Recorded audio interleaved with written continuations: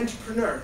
They came to Istanbul and they opened these coffee houses. They operated for a few years and they went back with mule loads of money.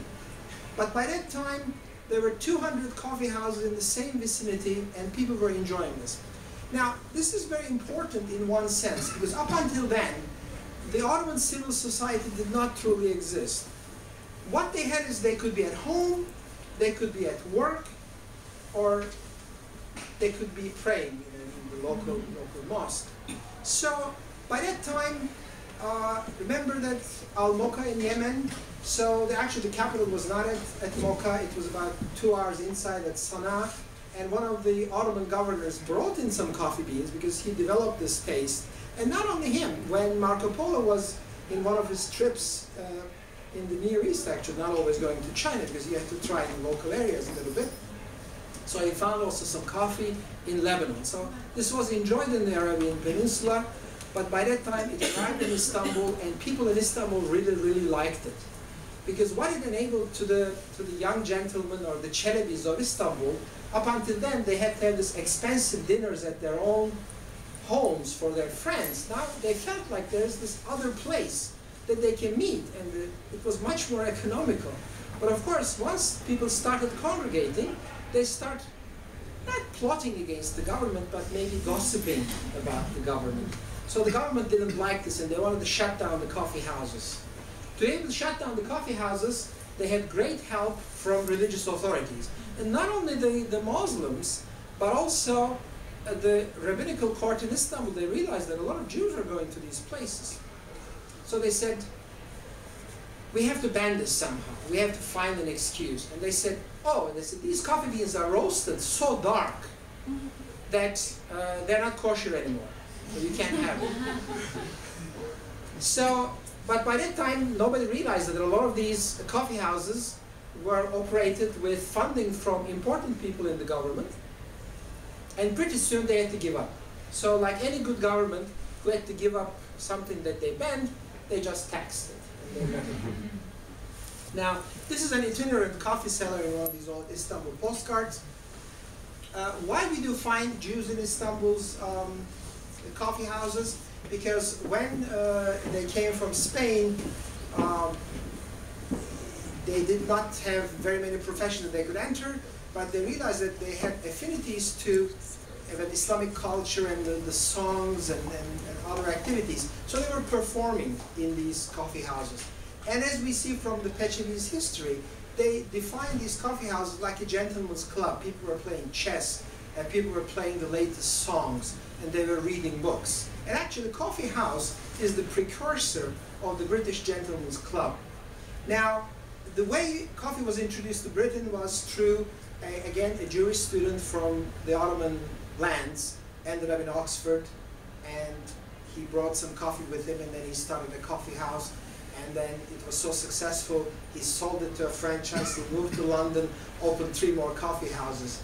And before long, as part of the new and expanding trade, a lot of the young traders, they were initially at the Royal Exchange in London, but they got so routed that they were kicked out of the exchange. And this exchange was basically dealing with a lot of fabrics and other items that people on a land-based route would bring to the trading houses.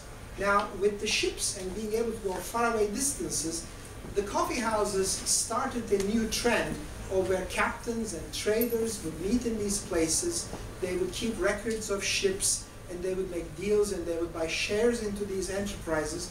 So the coffee house became the precursor of the bourse, or the trading houses that we know today, the stock exchange. It also started with this amicable get-together. Now, this is very elaborately done. Truly, this is not the Orientalist imagination of Thomas Allen, that a lot of these coffee houses were very elaborately built. So this was like entertainment palaces. Initially, of course, people, I mean, the coffee houses enabled to, remove the barriers between 1% and 99%, and they were enjoying it together. But very slowly, like it happens, people, human beings are very clan-like. And eventually you found coffee houses dedicated to the firefighters' coffee house, the policeman's coffee house, people in the army, they operated on a side business, the coffee house and everything. It's segregated, but it did start in the society, truly the roots of the civil togetherness. I'll show you another image from, this one is colorful, from Preziosi. It's an Italian painter who lived in Istanbul. And we know that the French knew about the coffee because this manuscript from 1587 we find in Bibliothèque Nationale, but introduction of the coffee to France also have to do with the Ottoman Turks.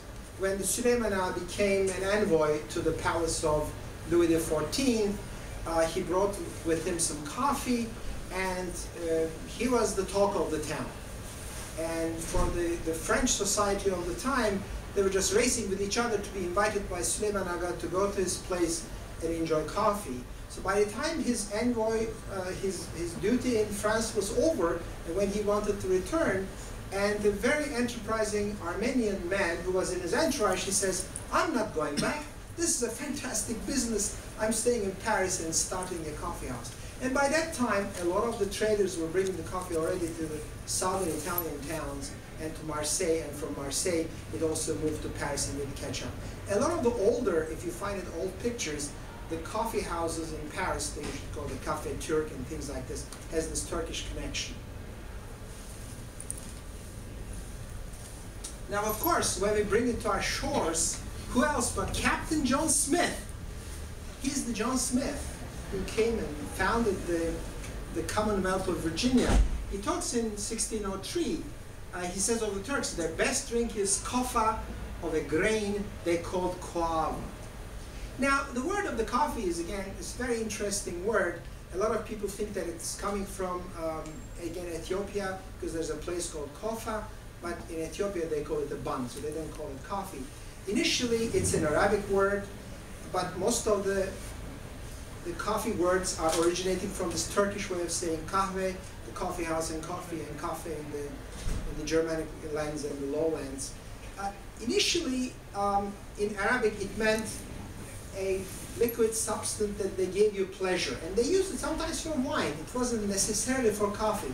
So the coffee, by the time it became very popular, it usurped this use and said, hey, this one is a very pleasurable drink. Why not have it as our own word? Of course, Captain John Smith was a prisoner of the Ottomans. He was a mercenary. He was a prisoner for 3 years. In his diaries, he says, well, I killed 4 Turks and ran out of prison. So I don't know, maybe it's true. Now, coffee, of course, is very important. I think maybe I couldn't stress it as much in New York or any other place, but in Boston, because Boston has this tea party. I'm not talking about today. The tea party then, because all over Boston they said, friends, brethren, countrymen, the worst of plagues, the detested tea shipped for this port by the East India Company is now arrived in the harbor. Now, we don't know whether those ships did carry tea, because they were not allowed to unload it. And if they couldn't unload it at a given time, the rules of the harbor that their material will be confiscated, because they have to unload and they have to pay duties on it. And the governor of Massachusetts and his sons were involved in this tea trade. So this was a very interesting time in American history. But beyond that, the Boston Tea Party was planned in a coffee house, the Green Dragon Tavern. So when you drink coffee, revolutionary things do happen. Now this is supposedly the Green Dragon Tavern, Union Street. These days, I mean, tourist maps, I checked even again today, they said this is where the original place was. It's not true, but in this coffee place, after a while, because of this issue of taxing tea, and initially, from the British point of view, their finances were not good. They were like Greeks of the day. They said their burden should be shared by everyone. It's an entirely a very innocent approach to everybody. They said we would all share in this, and we will tax, but Americans want nothing of this. So they say in the Green Dragon Tavern, when you order tea, you're a Tory. When you order coffee, you're a patriot. And today, we are all patriots. Now, this is again a city town in Philadelphia, somewhere in between. Importance of this social part of where you consume coffee, that where people were getting together. Even at one point, George Washington's wife was going to be in one of these taverns, and the British were going to arrest her, but you know, somebody told her not to be there in the coffee house, and then maybe the American history would have been different. But again, the Declaration of Independence was first read aloud to the public in a coffee house. And it was also next to the exchange in Philadelphia. So they were doing trade and coffee. Now we go back to some Turkish icons.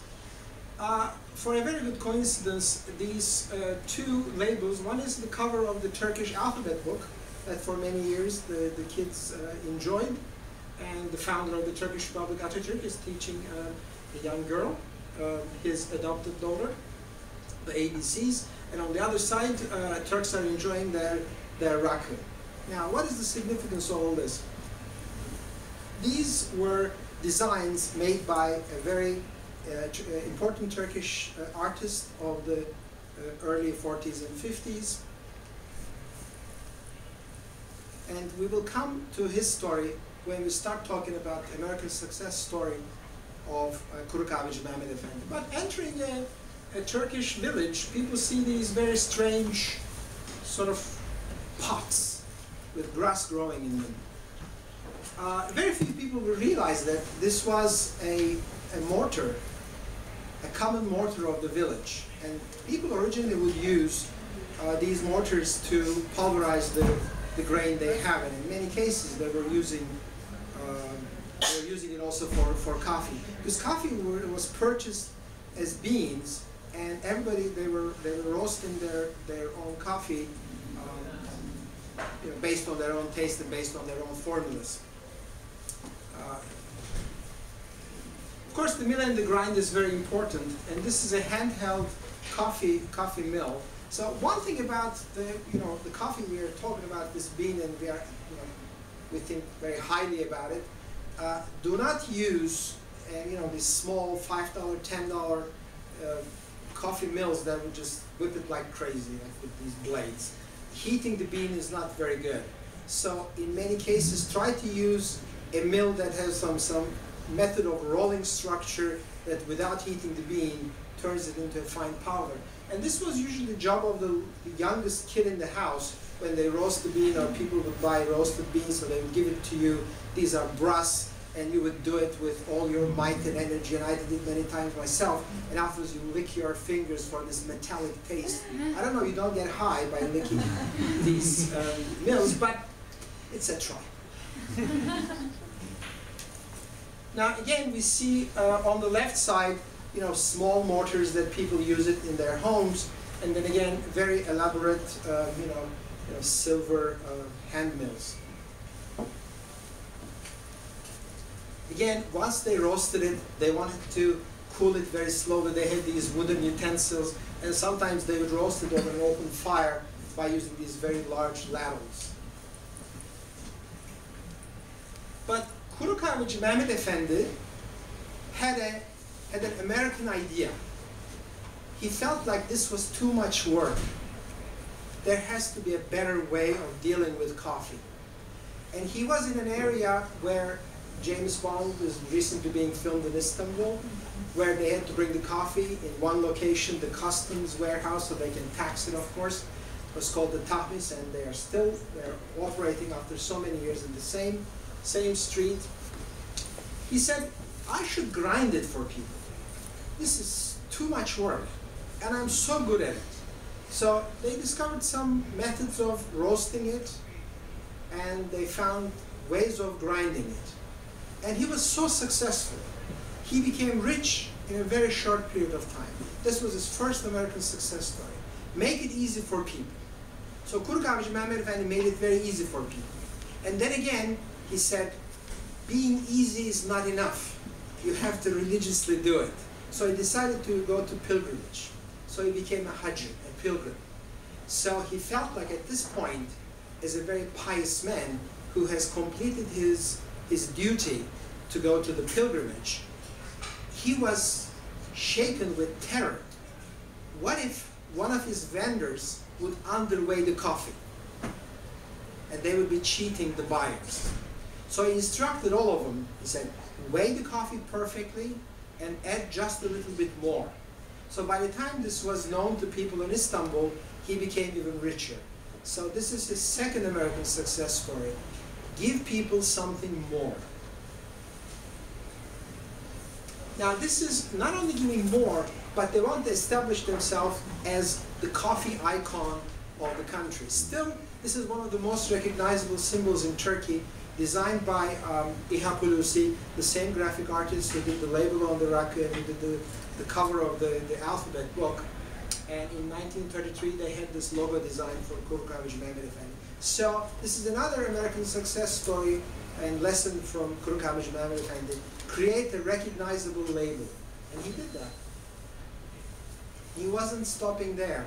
This is the coffee sellers of